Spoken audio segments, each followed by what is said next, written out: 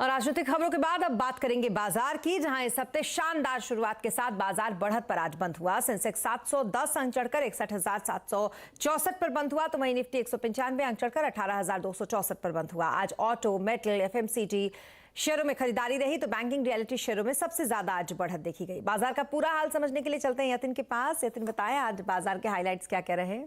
तो आज अगर हम मंडे की बात करें तो मोमेंटम मंडे था। निफ्टी में पूरे 200 पॉइंट का गेन आज आपने देखा। और अगर हम ओवरऑल बेसिस पे सेक्टर्स की बात करें तो बहुत जबरदस्त तरीके से आज फाइनेंशियल सर्विसेज यानी प्राइवेट सेक्टर की बैंक्स में जबरदस्त तेजी थी। ऑटोज शेयर्स में काफी बाइंग आपको देखने को मिली। इनफैक्ट जो फ्राइडे को एचडीएफसी ट्विंस ने नुकसान किया मार्केट का, उसकी भरपाई भी आज एचडीएफसी ट्विंस ने की। बजाज फाइनेंस, रिलायंस इंडस्ट्रीज और आईसीआईसीआई बैंक जैसे हेवी वेट्स में आपको खरीदारी दिखी। और मिड कैप्स में भी बाइंग थी, जिसके कारण बाजार का एडवांस डिक्लाइन रेशियो लगभग 3:2 था, यानी 3 बढ़ने वाले शेयरों के सामने केवल 2 ही गिरने वाले शेयर्स थे। जी, इसके अलावा सेक्टर्स का आज कैसा हाल रहा? तो अगर हम निफ्टी की बात करें तो निफ्टी के टॉप गेनर्स में आपको ऑब्वियसली एचडीएफसी बैंक दिखेगा, रिलायंस इंडस्ट्रीज दिखेगा। और ये दो दिग्गज के बलबूते पे आज बाजार में इतनी जबरदस्त रैली आई। इनफैक्ट अगर हम इंडसइंड बैंक की भी बात करें, टाटा मोटर्स की बात करें, तो यहाँ भी आपने लगभग 5% का गेन देखा। और ऑब्वियसली बजाज ट्विंस तो आज रैली में शामिल थे ही। लूजिंग साइड पे आईटीसी, एलएनटी जैसे स्टॉक्स में थोड़ा बहुत दबाव था। एलएनटी के आज रिजल्ट्स आएंगे और रिजल्ट्स के पहले थोड़ी बहुत दबाव की यहाँ आपको चाल दिखी। कोल इंडिया खराब नतीजों के बाद और अदानी एंटरप्राइजेस में भी आपको थोड़ा बहुत 2% जितना डाउनटिक दिखा। अगर हम गेनर्स की बात करें तो मैरिको जबरदस्त रिजल्ट्स के बाद स्टॉक में 8% की तेजी बनी। डिलीवरी, पेटीएम जैसी न्यू एज कंपनीज में 5% की तेजी। और लॉरस लैब्स में भी आज आपने वायदे बाजार में अच्छा खासा कारोबार होते हुए देखा। मिड कैप लूजर्स की बात करें तो यहाँ सरकारी बैंक थी, क्योंकि नतीजे उम्मीद से थोड़े कम आए और इसीलिए शायद आपको दिखेगा bank of India, Indian bank, UCO bank, union bank, इन सभी सरकारी कंपनी पर थोड़ा बहुत दबाव था। 3 से 5% के बीच में वो नीचे थे। और मदरसन सुमी वायरिंग में भी थोड़ा बहुत दबाव का माहौल रहा। जी, बहुत शुक्रिया तमाम मार्केट अपडेट के लिए आपका यतिन। तो कुल मिलाकर कुछ ऐसा रहा मार्केट का हाल। और अब बात करेंगे एमआरएफ की, जिसमें एक नया इतिहास रच दिया है। आज एमआरएफ का शेयर एफएनओ में 1 लाख तक पहुंच गया। आपको बता दें कि ये भारत का पहला शेयर हो जिसने 1 लाख का आंकड़ा छुआ है। इसकी कैसी रही यात्रा, ये बताने के लिए हमारे साथ है हमारे सहयोगी सुमित। सुमित, बताएं जरा एमआरएफ के पूरे इस यात्रा को।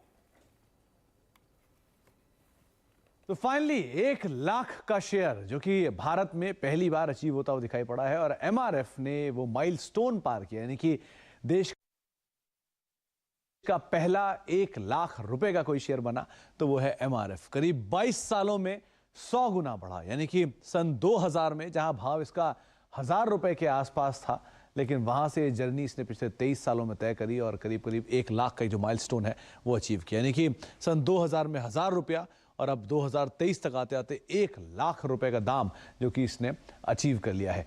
पूरी जर्नी आपकी स्क्रीन पर आएगी। सन 2000 में जहां 1000 था, 2012 तक आते वो 10,000 पहुंचा, 2014 तक आते आते 25,000, 2016 में 50,000 और 2018 में 75,000 और उसके बाद अब 1 लाख का ये माइलस्टोन, जो एक हिस्टोरिकल माइलस्टोन है एटलीस्ट एमआरएफ के लिए, वो पार होता हुआ दिखाई पड़ा है। और ये देश का पहला शेयर है जो कि 1 लाख का आंकड़ा पार किया, 1 लाख टकिया शेयर बना।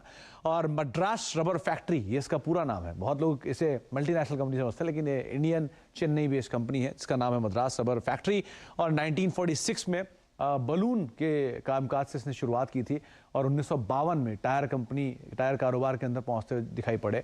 और शुरुआती 4 साल में ही इनकी जो डिमांड थी वो इतनी स्ट्रांग थी कि करीब 52% का एक मार्केट शेयर कंपनी ने कमांड किया।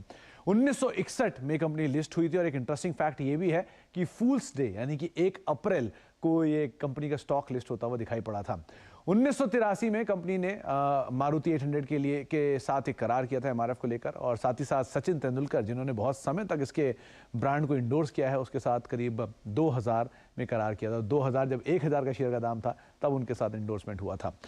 कुछ और इंटरेस्टिंग फैक्ट, सबसे पहले ये बहुत कम लोग ये बात जानते हैं कि एमआरएफ ने बोनस भी दिया है। हालांकि वो लगता है कि बोनस नहीं दिया, लेकिन बहुत साल पहले इन्होंने बोनस भी दिया। 1970s और 1975 2 ऐसे साल थे जबकि एमआरएफ ने बोनस भी दिया है। हालांकि बोनस के बावजूद भी उसकी इक्विटी साइज बहुत छोटा है।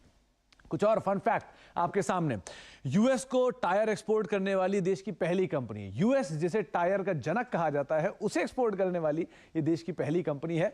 और कंपनी 1989 से खिलौने के कारोबार के अंदर भी, आपने अक्सर फन स्कूल का नाम सुना होगा, हैशप्रो के साथ मिलकर कंपनी का ये टाई अप है और मेजर डोमिनेंस इस स्पेस के अंदर कंपनी की तरफ से है। कुछ और फाइनेंशियल्स आपकी स्क्रीन पर आएंगे, जहां पर किस तरह से माइलस्टोन और रेवेन्यू का अचीवमेंट है। 2009 में 2200 का दाम, 11 में 6300 का दाम, 14 में 21000 का दाम, 16 में 34000 का दाम, 18 में 75000 और अब 23 में 1 लाख और रेवेन्यू 23000 के आसपास इस ड्यूरेशन में। तो रेवेन्यू की ग्रोथ और स्टॉक प्राइस की ग्रोथ आपकी स्क्रीन पर। अब मुनाफे की और स्टॉक प्राइस की ग्रोथ, करीब 251 रुपए का करोड़ रुपए का मुनाफा और 2200 रुपए का दाम और आज करीब 770। हालांकि इस साल का डिप है, लेकिन अदरवाइज 1400-1500 करोड़ रुपए का मुनाफे का आंकड़ा और करीब लाख रुपए के आसपास का शेयर का दाम। तो एक बड़ी इंटरेस्टिंग जर्नी, एक बड़े स्टॉक प्राइस से रिलेटेड और एक बड़ा माइलस्टोन जो कि कंपनी ने अचीव किया है। जी, बहुत शुक्रिया तमाम डिटेल्स के लिए आपका सुमित। और यहाँ रुकेंगे एक छोटे से ब्रेक के लिए।